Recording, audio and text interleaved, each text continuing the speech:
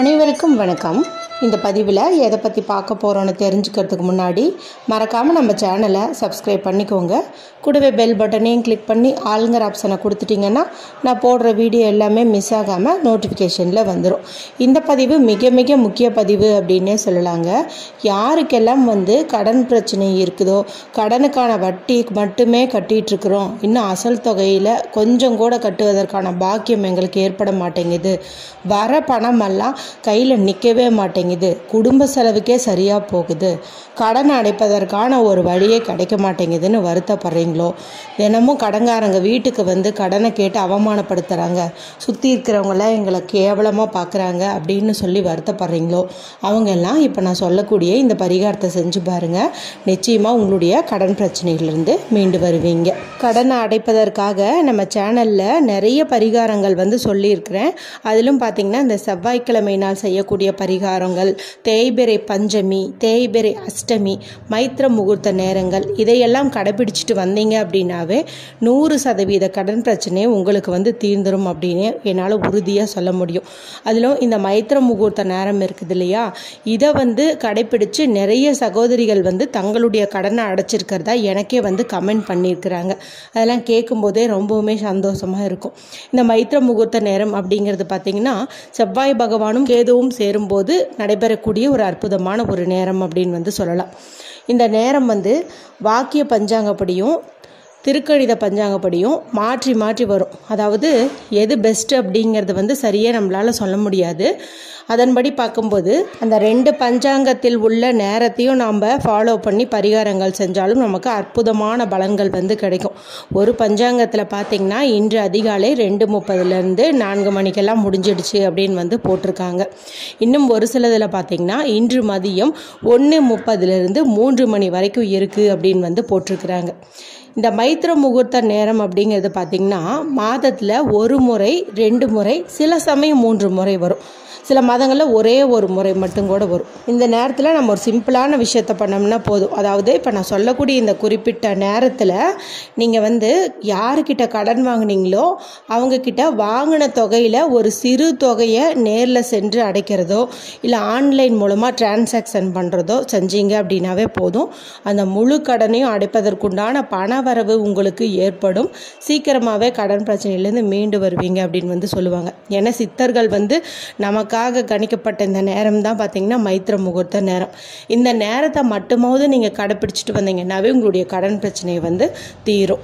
இப்போது நேரில் போய் கொடுக்க முடியாது, இப்போ நீங்கள் சொல்கிற நேரத்துல எல்லாம் பேங்க்கில் தான் நாங்கள் கடன் வாங்கியிருக்கோம், அந்த நேரத்தில் போயிட்டு நாங்கள் க்யூவில் நின்று பணம் கட்டுறதுங்கிறது கூட கஷ்டம்தான் அப்படின்னு நினைக்கிறவங்கெல்லாம் யாருக்கிட்ட கடன் வாங்குறீங்களோ, அது பேங்க்காக இருக்கட்டும் இல்லை உங்களோட ஃபேமிலி அண்ட் ஃப்ரெண்ட்ஸ் யாராக வேணாலும் இருக்கட்டும், எந்த நபராக இருந்தாலும் சரி, ஒரு கவர் எடுத்துக்கோங்க, ஒரு gift கவர்.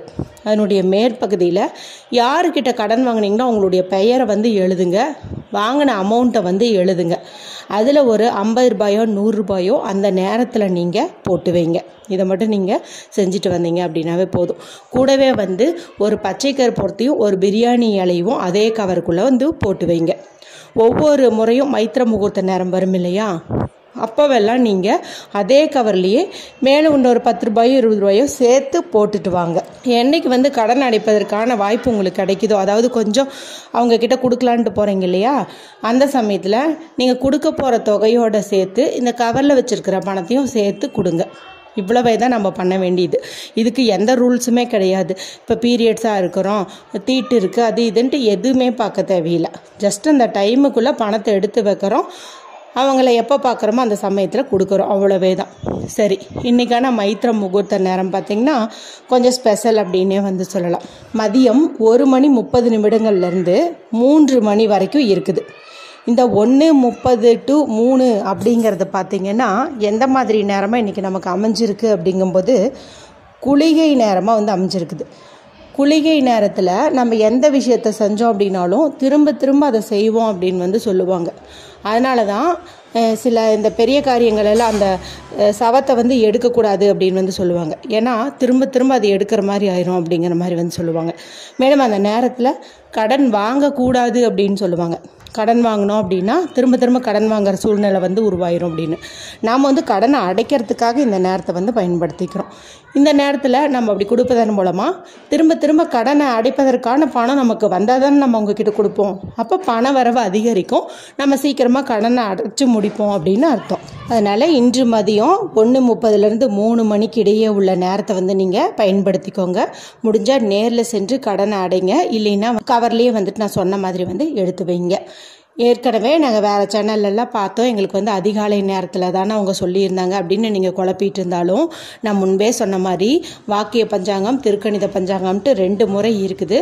அதில் நீங்கள் எதை ஃபாலோ பண்ணிங்கனாலும் கண்டிப்பாக வந்து உங்களுக்கு நல்ல பலன் கிடைக்கும்.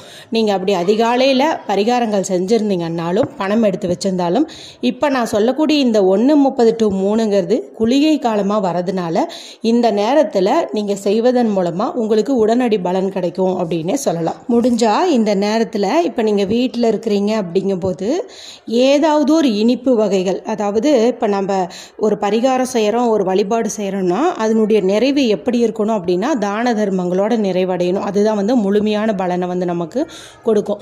இப்போ நீங்கள் இந்த வீடியோ வந்து ஆஃபீஸில் தான் பார்க்குறீங்க அப்படிங்கும்போது நீங்கள் பணத்தை எடுத்து வைக்கிறதெல்லாம் அந்த டைமுக்கு நீங்கள் அங்கேயே பண்ணிவிடுங்க. இருந்தாலும் இன்று இரவு 12 மணிக்குள்ளே நீங்கள் இப்போ எப்போ வீட்டுக்கு வந்தாலும் சரி முகம் கை காலில் கழுவிட்டு நான் சொல்கிற இந்த விஷயத்த பண்ணுங்கள்.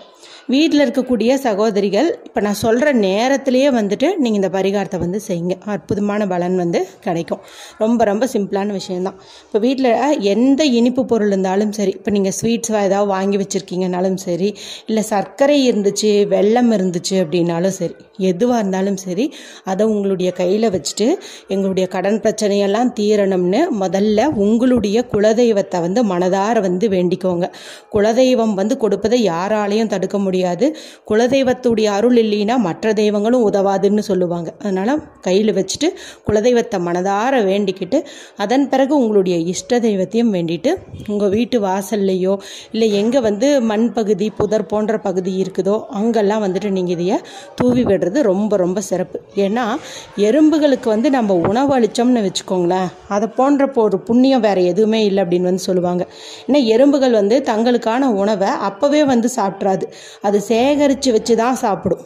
அப்படி சேகரித்து வச்சு அது ஒவ்வொரு முறை சாப்பிடும் போதும் இந்த உணவு அளித்தவங்களுடைய பிரார்த்தனை வந்து நிறைவேறணுன்ட்டு நமக்காக வந்து வேண்டிக்குமா. நமக்காக மற்றவர்கள் வேண்டிக்கும் போது கண்டிப்பாக அது வந்து பலன் கொடுக்கும். அதனால தான் கூட்டு பிரார்த்தனையெல்லாம் செய்யறது. அப்படி இருக்கும்போது இது போல் வாயில்லா ஜீவன்கள் நமக்காக பிரார்த்தனை பண்ணுனா கண்டிப்பாக அவைகளுடைய குரல் அப்படிங்கிறது இறைவனை சென்றடையும். கண்டிப்பாக நம்முடைய கோரிக்கையும் வந்து நிறைவேறும். ஒரு ஸ்பூன் சர்க்கரையாவது நீங்கள் அந்த மாதிரி வந்துட்டு தூவி விடுங்க. ஒரு பிஸ்கட் பாக்கெட்டாவது வாங்கி அதில் இருக்கிற ஒரு 2 பிஸ்கட்டையாவது நீங்கள் எடுத்து இது போல் வந்துட்டு நீங்கள் தூவி விடலாம். இல்லைன்னா தெருநாய்கள் இருக்குது இல்லையா, அவைகளுக்கு கூட நீங்கள் அந்த பிஸ்கட்டை வந்து கொடுக்கலாம். இந்த மாதிரி ஏதாவது ஒரு இனிப்பு வகைகளை இன்னைக்கு நீங்கள் தானமாக கொடுக்கறது உங்களுடைய பிரார்த்தனையை வந்து கண்டிப்பாக சீக்கிரமாகவே நிறைவேற செய்யும் அப்படின்னே சொல்லலாம். சரி, இந்த மைத்திர முகூர்த்த நேரம் வந்து இன்னைக்கு அதிகாலையிலேயே முடிஞ்சிருச்சா இல்லை மதியம் தான் தொடங்குதா அப்படிங்கிற கேள்விக்கெல்லாம் இந்த வீடியோவில் உங்களுக்கு பதில் கிடச்சிருக்குன்னு நினைக்கிறேன். மதியம் 1:30 3 மணியை தவற விடாதீங்க. பணத்தை மறக்காமல் எடுத்து வச்சுடுங்க.